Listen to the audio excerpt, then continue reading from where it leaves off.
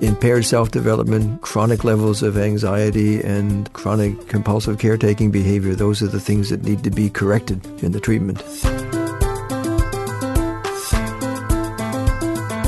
Hey, everybody. Hey, everybody. Welcome to Therapists Uncensored. This is a podcast that breaks down interpersonal science into practical and understandable tidbits. And as you listen, I can just imagine little light bulbs of insight appearing above your head. Absolutely. You're going to be surprised and touched at what you learn about yourself as you get more accurate and in-depth view of your mind and your heart, and as you figure out those close to you. Therapist Uncensored brings you decades of experience with interpersonal psychotherapy, relational neuroscience, modern attachment, and anything else they think will be helpful in healing humans. Now, here are your co-hosts, Dr. Ann Kelly and Sue Marriott. Happy New Year, everybody. Welcome back to Therapists Uncensored. For the first episode of 2019, we are proud to introduce you to a very special guest. Some would say that he's lived 5 lifetimes in the amount of work that he's achieved. Our guest is Dr. Daniel Brown. Now, Dr. Brown has served on the faculty of Harvard Medical School for almost 40 years. He's written 24 books on everything from meditation to attachment disturbances. He's fluent in Tibetan and Sanskrit. In fact, he's also trained and taught with top Tibetan lamas for over 50 years, including lineage holders of some of the great schools of Buddhism. And of particular interest to our listeners, if that's not enough, he's also handled over 200 child abuse cases as an expert witness and helped the International War Crimes Tribunal establish a standard of evidence for war atrocities. So, needless to say, he has a wealth of knowledge to bring to our listeners, and we are really excited to have him on the show. In fact, one of his latest book, Attachment Disturbances in Adults, Treatment for Comprehensive Repair, is award-winning. And for those of you familiar with the podcast, you're going to recognize this book. We were so excited by it that we interviewed his co-author, Dr. David Elliott, in episode 31. Great interview. And we even brought Dr. Elliott into Austin, Texas for a live professional conference last spring. That's how much we believe in their work related to the treatment of attachment issues. Before I turn it over to Sue, we have great news. Many of you have expressed desire to get more in-depth content, and we believe we found a way to both provide opportunities for deeper content, more access to us, as well as to support our ability to provide fresh content to you all, and as well to internationally to those who might not otherwise have access to such a podcast. So we would really appreciate if you'd show us support by becoming a Patreon member. Go to patreon.com/Therapist Uncensored and sign up. We would really appreciate it. You could go there and see more details, and that'll be in our show notes. And also, actually, our guest today is providing an opportunity for training. Dr. Brown has launched an online program called Attachment Project. It's a comprehensive training opportunity. So if you enjoy the podcast, which we're sure you will, and if you're interested, you may want to check it out. You can learn more about attachment, and therapists can earn 8 hours of CEUs. So we'll have the link in our show notes as well. By the way, they generously offered our listeners a 10% discount. So just use the code UNCENSORED when you sign up. So, all right, let's turn to today's show. Sue was able to get Dr. Brown to talk about what he's learned from his unique experience and expertise in trauma and how he's incorporated all of his research and training and meditation practice into the 3 pillars protocol on attachment. So, by the way, this episode is quite dense with information. So get your notepads out. In fact, the first half of the interview is quite in-depth. So if it feels too detailed, some of you are going to love that level of detail. Some of you, it may be too much. Feel free to skip to about the halfway point where he speaks more generally about attachment, trauma, and treatment. So, all right, let me turn it over to Sue. So welcome, Dan Brown. I am so excited to be able to get you on the show. I know our audience is going to be very interested in what you have to say. So welcome to the show. We are so happy to have you. It's a pleasure to be here. So many of our audience, not everybody, of course, but is familiar with your work, in particular related to your incredible book that you did with David Elliott, Attachment Disturbances in Adults, Comprehensive Treatment and Repair. So I know people are going to be really excited to hear from you. And There's so many things we could talk about. You are expert in so many areas, but I think for this show, we were going to dive into the topic of attachment and trauma. So give us an idea of your recent work and what you would like people to know. Well, there are 3 points that I think are important to make. The first has to do with what's called complex trauma. And in my view, from the research that we've done, complex trauma is not complex trauma. It's really disorganized attachment aggravated by later childhood physical or sexual abuse. So complex trauma, just for those listening, you have the big T trauma, which is an event that happens. And complex trauma is typically been seen as a cumulative trauma and has been distinguished from, being in a car accident or, a discrete event. Well, there are 2 issues here. What the profile of complex trauma is, and it usually is somebody who has post-traumatic stress, maybe a dissociative condition, maybe an anxiety disorder, a somatoform disorder. Usually it means that they have a mixed personality disorder or borderline personality disorder and multiple addictive behaviors. So complex trauma from a clinical perspective means that the given individual has 8 or 9 major comorbid diagnoses, not just post-traumatic stress.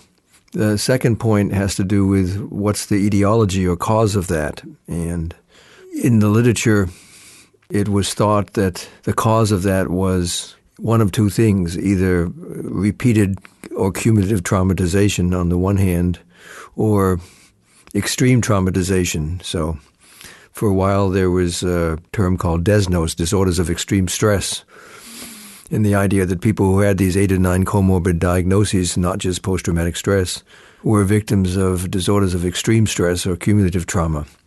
But our own research and some other studies also seem to suggest that it's not the cumulative effects of traumatization, traumatic acts per se, that causes this complex trauma profile. It's really early disrupted attachment, mostly disorganized attachment, aggravated by later traumatization.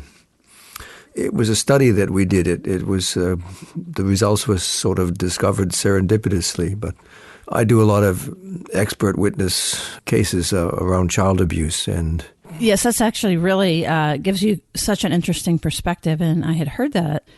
And I am interested to even hear about the research and kind of how you're approaching trauma, who you are, how you became interested in trauma as well. Well, I got interested in trauma really in 1978 when I was teaching 3-day clinical hypnosis courses, and a social worker whose name was Sarah Haley took the course, and she was one of the founders of the Society for Traumatic Stress. And I didn't know much about trauma. She took the course and got excited about hypnosis, and we made a trade.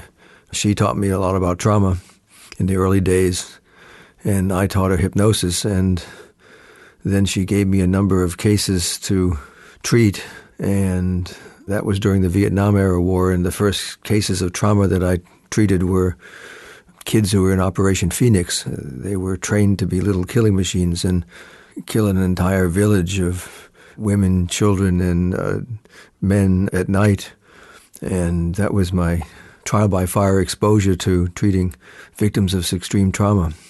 And Sarah eventually died of breast cancer, but she was one of the founders of the trauma field, one of the original visionaries who were treating Vietnam vets in an era that no one else did. So I promised Sarah before she died that I would do whatever I could to continue the trauma field and put it on the map.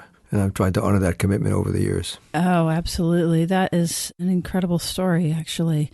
And then 2 other just quick background points before we get back to the specifics on trauma is you mentioned being an expert witness, and you've had an interesting perspective from that. I've been involved in over 200 cases. I've done 70 priest abuse cases against the Catholic Church. I've worked as a consultant for the prosecutors at the International War Crimes Tribunal in The Hague over a 12-year period and helped them set up a standard of evidence for what would be reasonable and reliable testimony from victims of extreme war atrocities. I'm happy to say that that standard has been challenged 5 times, never successfully on appeal, and based on that standard of reliable evidence, we have a 93% conviction rate in the tribunal. Wow, that is really incredible. And then that ties into, I think, the research that you were referring to. So can you just give us a quick thumbnail of that? Well, just before Hurricane Katrina in New Orleans came, I had an attorney call me about some adults who had recovered memories of being abused in a Catholic orphanage in the 1950s. And they had started to recover memories, and I ended up doing forensic testing on about maybe 30 adults. And since this is an adversarial system, when I do forensic testings, I try and do things really carefully. I give them minimum 2 full days of testing, 16 to 20 hours of face-to-face testing. So I give them a number of paper and pencil personality tests and clinical inventories, a variety of structured interviews, psychophysiological testing, the adult attachment inventory, and a number of other things. So they get pretty thorough testing. And we had a unique population because all of these kids were abused in a Catholic orphanage called Madonna Manor by the priests when they were in latency age years. And there were about 30 victims that I tested. And the unique data population was they were all abused by the same abusers in the same time frame. But the difference was attachment status. So when I gave them the adult attachment inventory, about half of the adult survivors of that abuse were securely attached, and the other half were insecurely attached. And when we looked at the data, we found that the ones who were securely attached, who were abused, had post-traumatic stress and anxiety conditions, and some of them had somatoform symptoms. None of them had a personality disorder. None of them had a major dissociative disorder, and none of them had multiple addictive behaviors. But the group who had insecure attachment, which was about half the group, most of them had disorganized insecure attachment. And all of them had either a mixed or borderline personality disorder diagnosis. All of them had major dissociative disorder, and all of them had multiple addictive behaviors. So the study clearly showed that what we have called complex trauma isn't really complex trauma. That what the data suggested was that people who have disorganized attachment, it affects all developmental lines. It affects relational development, it affects self-development, and it affects emotional development. And the long-term cumulative effects of that disorganized attachment is going to be 20, 30 years ago, the manifestation of that as a major personality disorder, either a mixed or borderline personality disorder, a propensity towards dissociative behaviors and disorders, and because of the inability to regulate emotional states, the development of multiple addictive behaviors. So it seemed clear to us that complex trauma wasn't complex trauma. It was really disorganized attachment or attachment disruption aggravated by physical or sexual abuse in later childhood. We then doubled our sample size by taking people who had been abused, not at that orphanage, by other priests in different environments, and we didn't find a difference in the two populations. So that it seemed clear again that the ones who had secure attachment, it protected them from the more severe effects of traumatization. And the ones that had insecure attachment, mostly disorganized attachment, they were more vulnerable to the severe effects of traumatization in later childhood. That makes so much sense. And I know that you're going to, when we get to it, talk about what the clinical implications of that are and how the treatment would, depending on how you're seeing what the etiology is, will change the treatment. The clinical implications are profound. Yes, absolutely. But just a quick question. I know many people wonder this when there's a group of people that come forward and you have such a unique perspective. Do you feel like when there is an outcry, like I'm also thinking about the U.S. gymnastics team, is it very common for people to come forward that weren't abused, that are claiming abuse? It's very uncommon. The statistics across studies seem to be that people who make false abuse claims are under 5% of individuals who come forth. There's false memory advocates who say that happens quite frequently, but the data doesn't suggest that. And that. Well, that makes sense because there would be something else happening anyway for people to come forward and be fabricating something like that. Well, the false memory advocates also say there's no such thing as recovered memories and there's no such things for dissociative amnesia. But that debate went on for 20 years. I've been involved in that in the courts, but there are two pieces of data that refute the false memory claim. One is that there are, to date, 111 studies on forgetting childhood sexual abuse, many of them peer-reviewed studies. And across all those studies, there are some percentage of people, not a lot, but some percentage of people who will completely forget the abuse and then later recover the memory of it. Second, there are a number of neurocircuitry studies now from neuroscience, mostly coming out of Europe, not in the U.S., mostly out of Germany, that have pinned down the neurocircuitry studies, circuit changes specifically for dissociative amnesia. When we remember an emotional event, there are two neurocircuits that are involved, the right temporal parietal system, which is autobiographical memory, and the medial prefrontal cortex, which is a sense of self, Danness in my case, or Susanness in your case. And when we activate an emotional memory for an important event in our life, we activate both of those circuits. We put the emotional memory back online and we remember it as happening to us in terms of it happening to Dan or happening to Susan.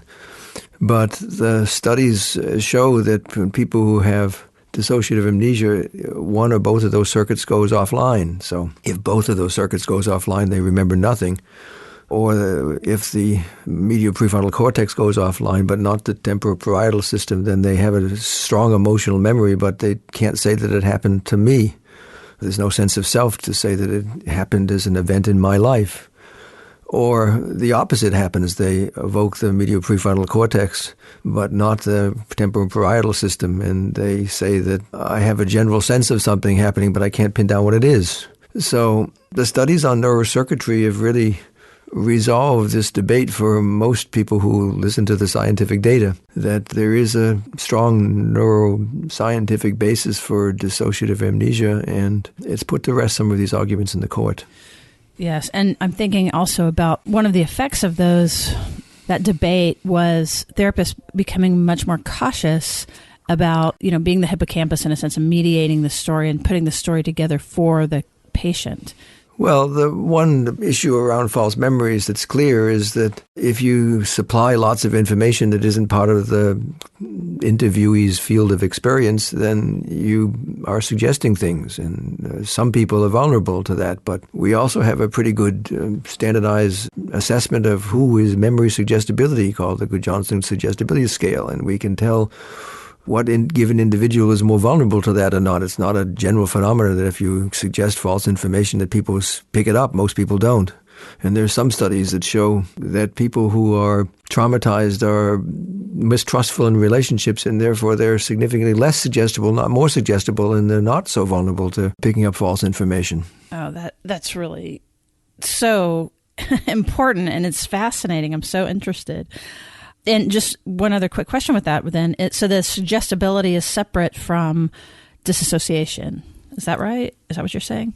Well, there's different kinds of suggestibility, but I'm talking about something quite specific. It's called memory suggestibility. There's a standardized measure for that called the Good-Johnson Suggestibility Scale, and you can tell what given individual is actually memory suggestible under what conditions. And it turns out to be under 5% of individuals are unduly memory suggestible. That's not a very high percentage, but most of the false memory people don't look at the good old psychology of individual differences. Right. I remember doing a case of priest abuse in Seattle, and there were 6 clients, and I wanted to give them the Good-Johnson Suggestibility Scale, and the lawyer said, well, what if the results are not good? And I said, then don't worry, it's not going to happen that way. And we gave all 6 of them the Good-Johnson Suggestibility Scale, and 5 of them came out 2 standard deviations below the mean in suggestibility, and 1 came out in the normal range. So right. That put the issue to rest. Yes. It wasn't speculative anymore. Oh, that is incredible. And you're right, because part of what goes with trauma is vigilance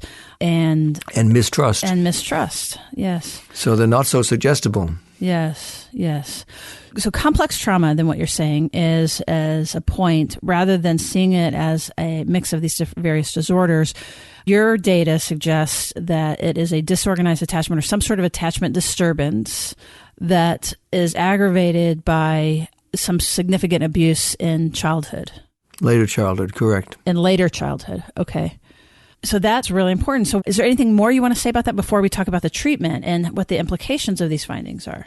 Well, we also found that some people on the adult attachment interview had secure attachment, but they had secure attachment with dismissing features or secure attachment with anxious, preoccupied features. And the ones that had secure attachment with dismissing features, they were the ones that were more vulnerable to priest abuse because there was something they didn't quite get growing up, and they were looking for a healthy father figure, and a good pedophile priest would exploit that by refathering them and in exchange for sexual favors. And so we began to understand the vulnerable victim from that point of view.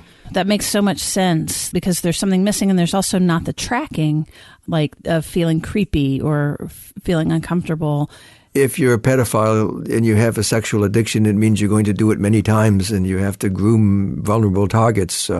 And a smart pedophile will groom kids who are vulnerable, and therefore they're less likely to disclose the abuse is happening because they're being reparented in some way or another. And we can identify the profile of the child who's most vulnerable, and it's somebody who has either extremely disorganized attachment or has healthy attachment with dismissing features, and those are the ones that the pedophile is going to pick out. More so than just someone who is more on the avoidant, dismissive side of insecure attachment? Correct. Well, that is really interesting. So secure attachment with dismissing features is more vulnerable. I mean, disorganization certainly makes sense, but is more vulnerable than somebody who has the insecure category. Just can you say more about that? That after they get damaged by the abuse, then they'll appear more dismissing. Then it aggravates the dismissing features. So they have a harder time connecting. So now you get the cumulative effect of the original dismissing attachment, and secondly is aggravation by the abuse itself. What does the somebody who's more robustly falls in the dismissing category, how is that protective, or how would that make someone less likely than someone secure with dismissing features? Because they don't connect, so they avoid. I was just about to go there, right, that they just avoid situations. They're just, right. And they're not in touch with their own longing and yearning, so they would be less vulnerable. That's right. They've deactivated the attachment system and that longing. Oh, wow. That is really fascinating. So the field has really evolved, and we can make these much more subtle distinctions these days. Wow, I just am absorbing this. That makes so much sense. And then, of course, that if you already have dismissing features and then you have this trauma related to your longing and yearning, then you're going to you're going to move further on that continuum and shut down, and it will aggravate the dismissing features. You got it. That's correct. That is so painful. What else? Anything else related to the data that you want to share? Because that's fascinating. Well, from a clinical point of view, this has profound implications for treatment, because if you have somebody who has disorganized attachment and they have multiple diagnoses, like a personality disorder diagnosis and a major dissociative disorder diagnosis and PTSD and multiple addictions, that the traditional phase-oriented trauma treatment model that evolved in the 1980s and 1990s doesn't work for that given individual. If you try and process the trauma, they get more disorganized or they lose coherence of mind. I had, as an expert witness in the 1990s and 2000s, did many cases of malpractice against trauma clinicians where they were being sued by false memory-oriented therapists for allegedly implanting false memories. And sometimes I had to read 10 crates of records from several hospitalizations and many therapists over a 10-year span. And we found that both sides were wrong. The false memory people were accusing therapists of being overzealous in implanting false memories, and most of the therapists were not doing that at all. They were simply processing trauma memories that had already occurred in the patient. On the other hand, the phase-oriented trauma models were making the patient more disorganized. Because right, they didn't have a foundation to stand to be able to process the information. So that both sides were wrong, because the phase-oriented trauma model, phase-oriented trauma treatment that means three things. That you stabilize the individual first, you process the memories and the representations around trauma second, and then thirdly, you get them back on the right developmental track. That model doesn't seem to be effective for people with complex trauma. But what we found is if we fundamentally change the treatment to treating disorganized attachment, then later in the treatment, sometimes you had to process the trauma and most of the times you didn't. But we were finding that people with 8 or 9 diagnoses of a complex trauma patient were getting better completely within 2 or 3 years without any trauma processing, or if the trauma processing happened late in treatment, it was rather simple, straightforward cognitive behavioral exposure treatment. But it wasn't this complex situation that was getting them to be more disorganized or having less coherence of mind. So we completely reoriented our treatment towards treating the disorganized attachment, and it was working.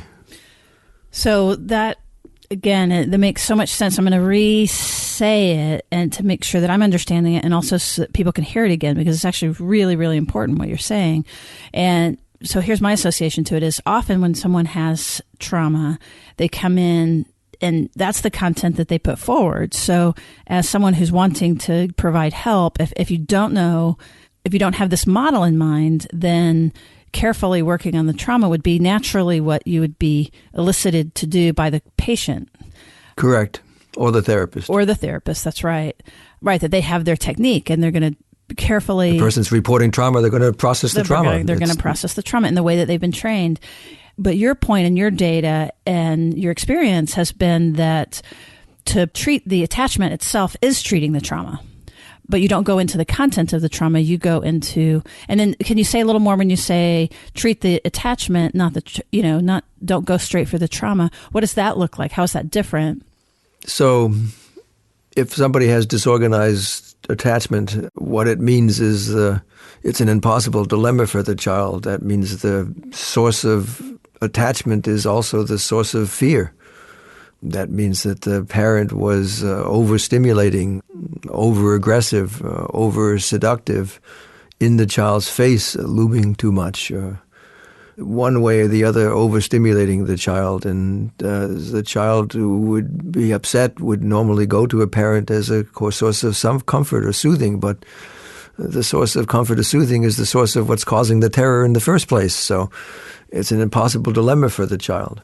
So when we were working out our treatment for attachment disorders, which we evolved over 20 years, we came up with 3 main approaches. The first was called ideal parent figures, that we have the adult who has insecure attachment imagine that they grew up in a family different from the family of origin, with a set of parents ideally suited to their nature. And by imagination creates new possibilities. So by having them imagine getting all of the right things over and over again, they develop a positive, stable, new internal working model for attachment. And the disorganized or inconsistent models, internal working models for attachment, become irrelevant. They stop operating out of them and they operate out of this new positive model. And what we found is that it has a profound organizing effect on state of mind. So if you measure coherence of mind, it significantly changes in the course of the treatment once they develop a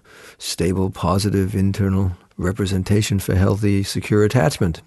I have been using this model, and again, I mentioned David Elliott, and we've been working with him, and I've been using it with my patients, and so I'm just re-emphasizing what Dan is saying of how powerful that this one intervention is, and that it has been empirically validated. You know, that you've got some studies, I think Carol George, if I'm remembering correctly, with some of her colleagues have done some empirical research validating the usefulness of that. And we often as therapists don't have that kind of data to know that what we're doing actually works. So what Dan is talking about right now with this, particularly with this intervention of the ideal parent, there's actual data supporting it. So that's incredibly... Well, we did a pilot study for our book, and we got a treatment effect size of 6.2. That's off the charts. Most good treatment effect size that's for an effective treatment is in the 0.8 range. So what we found is that all the subjects in this study got better. They no longer had insecure attachment. They met the criterion for earned secure attachment. They had high coherence of mind, and they had developed good metacognitive reflective capacity in the course of the treatment. That is incredible. And how long was that treatment for that study? About 2 years. About 2 years. On the average. Now we've tripled our sample size, and we have a control group, and we're trying to finish up a major outcome study to validate this treatment. That's incredible. And that was a different study than the Carol George study, I believe. Is that right? Yes. So great. And so there were the 3 pillars. So one was the ideal parent figure, and I think you were going to go on and talk about the other 2 as well. The second is that we discovered that metacognition was important, the capacity to reflect on your own state of mind, and that I learned this from Howard Steele when he was at Tavistock, that he said that when they developed their reflective function scale, which measures reflective or metacognitive capacity on a -1 to +9 scale, that they never found a patient at Tavistock with a personality or dissociative disorder diagnosis that ever scored above 3 on this scale. So they developed a whole new treatment to enhance metacognition, which was called mentalization-based treatment. And the outcome studies with borderlines and people with major dissociative disorders is some of the most impressive outcome data that we have for these diagnoses. So it works. And mentalization treatment, just so that people can understand, what does that, when you're treating metacognition or using mentalization? Then you teach patients to reflect on their own state of mind. The trouble with the Tavistock approach, although it's very effective, is that they're using pre-formal types of metacognition, and there's a whole body of research on adult types of metacognition. Piaget's model for intelligence only went up to adolescence, and if we take the view that intellectual development stops in adolescence, we'd be in trouble as a species. But some people, not a lot, have looked at adult post-formal cognitive development, and there are 7 stages of post-formal cognitive development, and each one of those has different types of metacognition, and I'm of the view strongly that those types of adult metacognitive skills have profound implications for mental health. And we introduced a whole range of those to our personality disordered and dissociative disordered patients, and it works. Mm-hmm. Mm-hmm. That's great. The third pillar of treatment is fostering collaborative behavior. I learned this from Giovanni Liotti in Rome, who unfortunately died this year. He had a big influence on our treatment. I went over to Rome to study with him, and I brought him to Harvard on several occasions to talk so I could learn from him. And he introduced me to the work of the social anthropologist Michael Tomasello, who had done 10 years of research with primates. And apes and chimpanzees will engage in collaborative behavior in small ways, mostly getting food, but they won't share it very well. But what's unique in the evolutionary scheme is that humans will collaborate on lots of abstract projects. Only humans have this kind of collaborative behavior. And then they found that early childhood attachment affects collaborative behavior, that secure kids have collaborative behavior. So kids who have secure attachment, they are sensitive to other kids in the day school who are unhappy, and they share their toys easily. But kids who have insecure attachment, they take that naturally collaborative behavior offline, and they're not collaborative. So they have to be retaught to put the collaborative behavior back online. So kids who grow up with dismissing attachment and they deactivate the attachment system, they don't look at you when they talk to you. They turn their eyes away, and you have to teach them just to change their nonverbal behavior so that they seem like they're living in an interpersonal world. And people who grow up with anxious, preoccupied attachment can't take turns in their conversations with people, so they're always interrupting, and they go on and on and on and don't let you get a word in edgewise. So you have to teach them basic rules of engagement and discourse as part of the treatment. Otherwise, we're not doing them any favors. They never learned it. Right. They're unconsciously continuing to experience their model, their unconscious model. These are the 3 major components of attachment treatment: creating a new positive, stable, internal working model for attachment with ideal parent figures, fostering a range of metacognitive skills, and fostering a range of collaborative behaviors. And the cumulative effect of those three approaches is that a patient is highly likely to get better over time. That is incredible. And, of course, that each of these pillars affects one another, and correct. It's dynamic. And I think about particularly with someone who is more dismissing, has basically, the symptom is that they've survived by learning how to deactivate, that by collaboration, by entering into the left mind and creating the frame under which that they can see why that they would want to get in touch with their body or what have you. Like they can be conscious. When we're dismissing, we don't know that we are, as you know.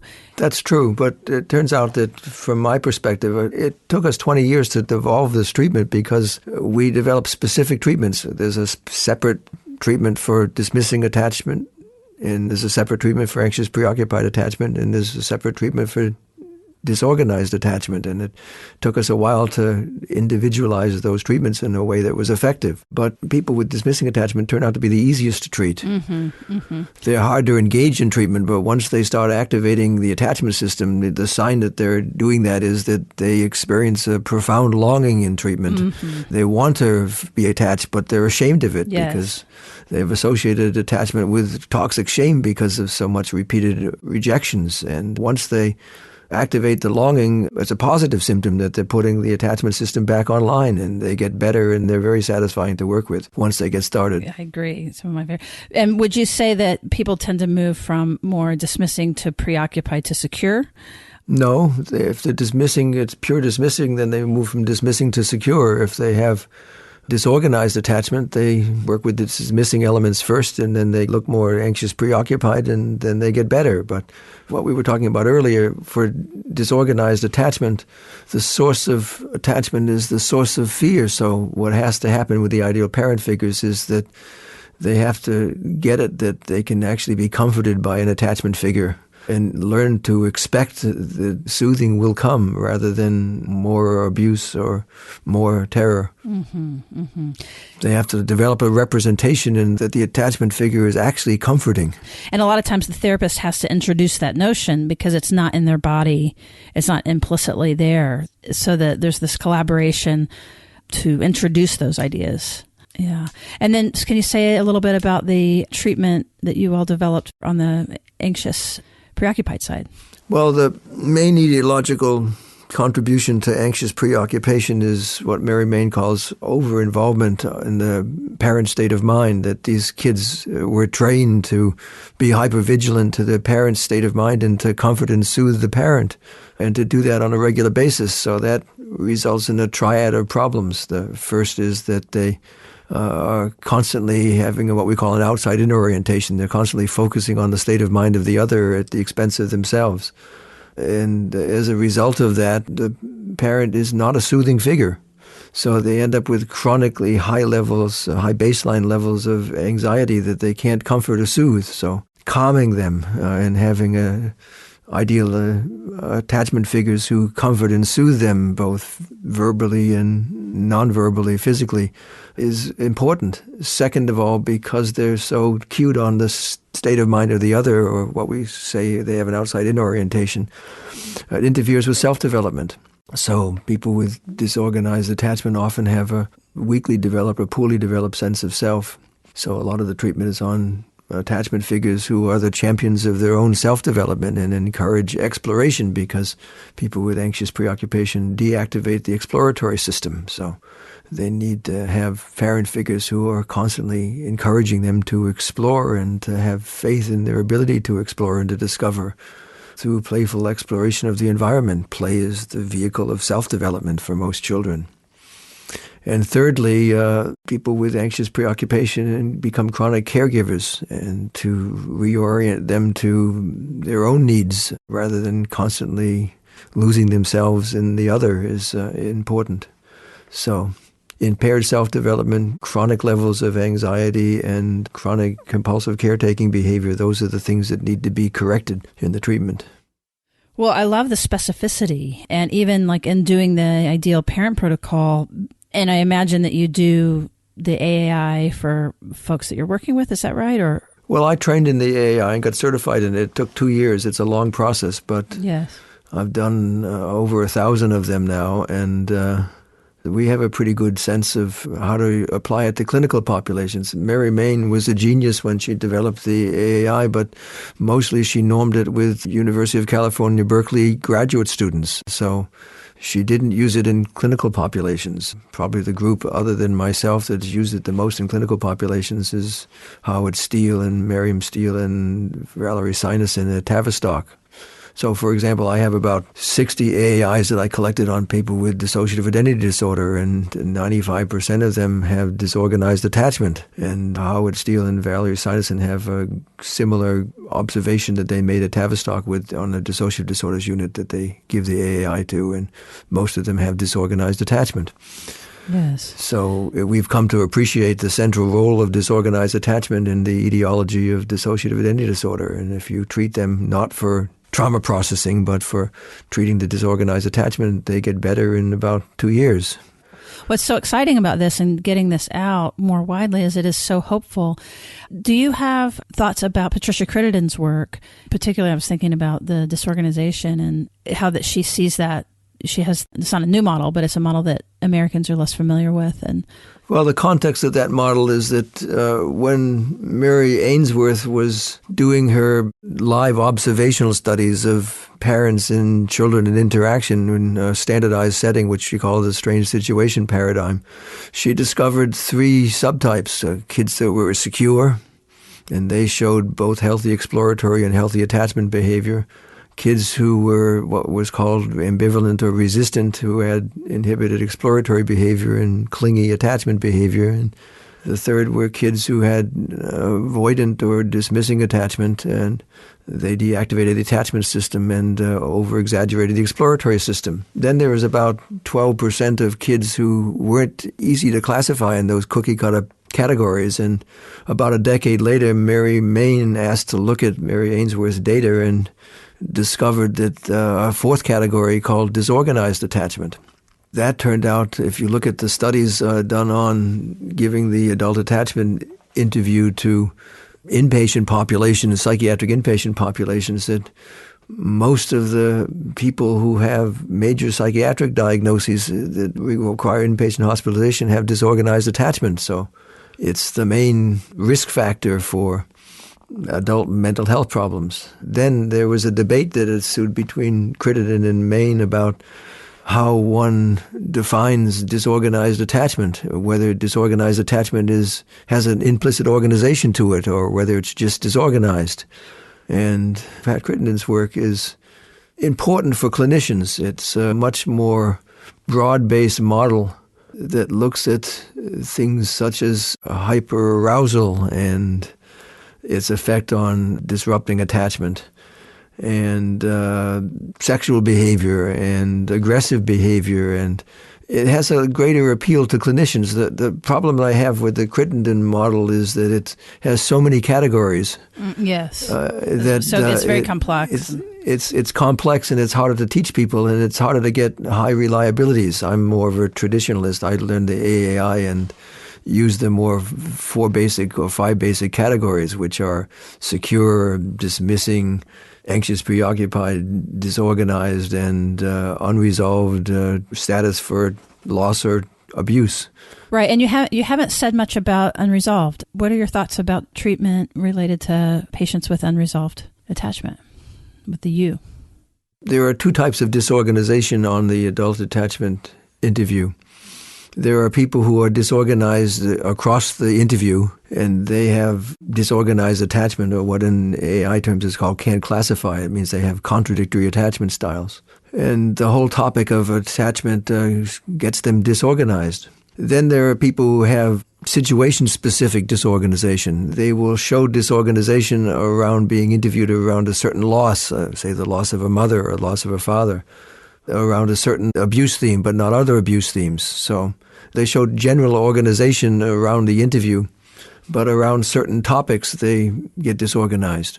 And there, if they have a general good organization and disorganization around a specific loss or trauma, then you can do short-term processing of that trauma or that loss in a way that they don't get more disorganized. They don't show the price they pay is lack of coherence of mind. So short-term processing from a cognitive behavioral point of view of that trauma, some sort of exposure-based model to the traumatization, works very effectively. But if you try and introduce that same treatment to somebody with disorganized attachment, they would get more disorganized, or the price they'd pay for the exposure-based treatment would be increased disorganization or low coherence of mind. Well, what you're saying is so important, because people get very confused because all the different labels and terms and, unresolved and disorganization and, who means what. And I do think that Crittenden has really, for clinicians specifically, it's been very, very valuable. I think the assessment part is hard to access. And most clinicians, and again, I'm thinking our audience is going to be a lot of therapists, but also just people in the world that are interested in attachment and in healing and growing and being good parents and partners. So this distinction that you're making within this one category is really tremendous. But the studies do show that Marlene Cloyter, for example, has a study that if you take women with a history of sexual abuse and you give them the AAI and you score them up in terms of whether they have unresolved or resolved status for their childhood sexual abuse, that the ones who have unresolved status are significantly more likely to raise a kid who has insecure attachment, and the ones that have resolved status have likely to raise kids with secure attachment. But then in the replication of that study, she took women who had unresolved status and gave them 10 to 12 sessions of treatment for their childhood sexual abuse, and they were significantly more likely to raise kids who had secure status. So if you treat the trauma, it affects the next generations. You don't pass the trauma down the generations, and that's terribly important.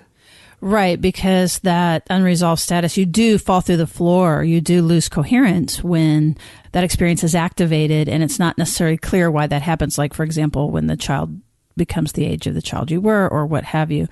But what I love about this is you're really talking about growing earned security, which we all love, we all strive for, and these very, very specific treatment models that can get you there is, much more quickly than what we have known to be true historically. Yeah, it's not enough to just process trauma. You have to look at who you're processing it in. Right, and apply very specific techniques based on your understanding of what their internal models are and their history and their attachment status. And sometimes other things too. For example, we found that if you apply phase-oriented trauma treatment to those with simple trauma, that is cumulative trauma, but not complicated by a major dissociative or personality disorder or multiple addictions, then even under those conditions, sometimes the traumatization treatment is very effective, just processing exposure to the memories and integrating the memories and feelings about the trauma. But there's certain subgroups that it doesn't work for. About 1 out of 10 or 1 out of 20 victims of sadistic sexual child abuse, rather than what you see in a pedophile. And those are completely different situations. A pedophile minimizes his sexual abuse acts on the victim. So to have the abuse acknowledged by the therapist and to process it and to integrate it makes sense. But sadistic sexual abuse isn't about sex. It's about power and domination. So sadistic sexual abuse is often accompanied by verbal degradation, assertion of power, mind games, and sometimes the infliction of physical harm and pain. And it's not about sex, it's about power and domination. So what happens when you try and do phase-oriented trauma treatment with the victims of sadistic abuse is that you start with all the stabilization stuff and the treatment goes fine for a while and then it stops working. And what happens is that to be known is to be abused, because sadistic offenders pride themselves in knowing the mind of the victim, and that's how they get power over the victim. So you can see the impossible dilemma in treatment, that to be known is to be controlled. So rather than trauma processing, what we found works for victims of sadistic abuse is good old psychodynamic treatment, where you play the treatment off the here and now transference. You say to the patient explicitly, you have a dilemma here. If I know you, then you feel I'm going to control you. And you talk about that explicitly over and over again and work it through in the transference, and it works. But if you try and process the memories, they get more and more distant from treatment and it doesn't work. So again, this is just such great fine tuning, and I know exactly what you mean related to the difference and how that the security in the treatment becomes a threat in and of itself. Now, you're saying the good old psychodynamic treatment. Would you also say, dealing with the attachment, not the trauma, basically what you were saying at the beginning of the episode? You're dealing with how the trauma is manifesting and played out in transference illusions and in the treatment itself rather than processing memories. It's, in other words, the trauma is reenacted in the transference. So you're dealing with dissociative reenactments. Right. But you're specifying that that's going to still be a little bit different than treating the attachment first. Correct. Yes. It's quite different. Yep. Well, there are so many nuggets in this already. This will be a recording, I'm sure, that people will go back and re-listen to. People that are interested in hearing more from you or reaching you, I know that you are working on a project to get this material out further. Can you tell us a little bit about that, the attachment project?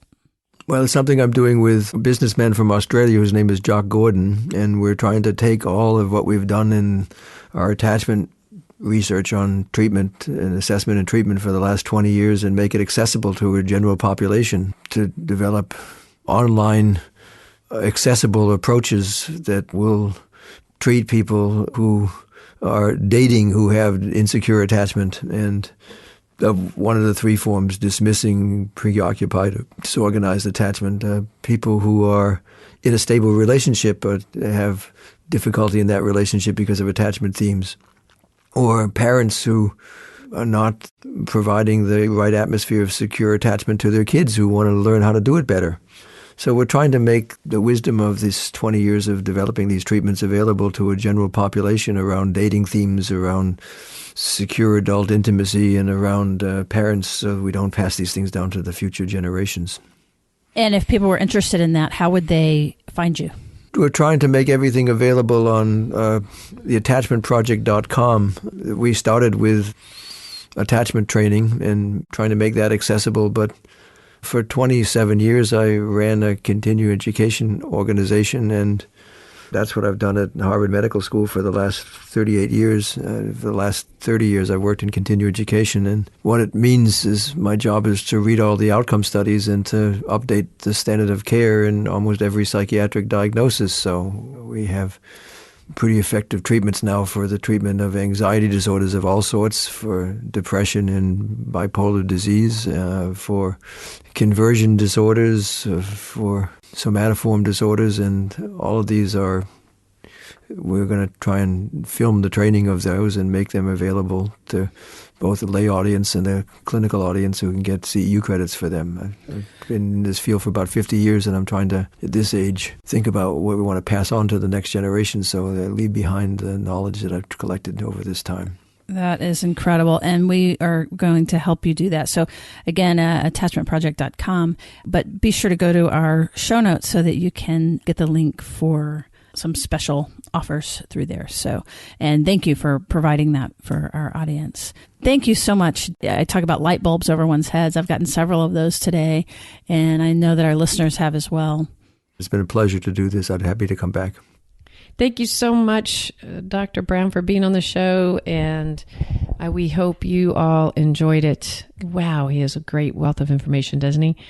So let's remind you again that if you're interested in Dr. Brown's work, please check out the Attachment Project. So you go to attachmentproject.com, and there you will be able to sign up for his comprehensive training. Therapists can receive 8 hours of CEUs, or if you're a non-therapist, you can just get more. There's all sorts of things there at the project that you can sign up for. And if you do, put in the discount code uncensored, you'll get a 10% discount for any courses you sign up. So take advantage of that. I think it'll be a great wealth of information. And also wanted to remind you, if you are looking for more in-depth work from Therapists Uncensored, we have become Patreon members, and we would love for you to join. So check it out. It will give you both, depending on what you sign up for, more in-depth content. And even as little as $1 a month would really give us support, but you could also go a little bit further, get more in-depth content, more access to us. And in all three accounts, provide increased ability for us to continue to provide you with fresh content and to provide others who might not otherwise get it. So we would appreciate your support. All right. Thanks for joining us, and we'll see you around the bend.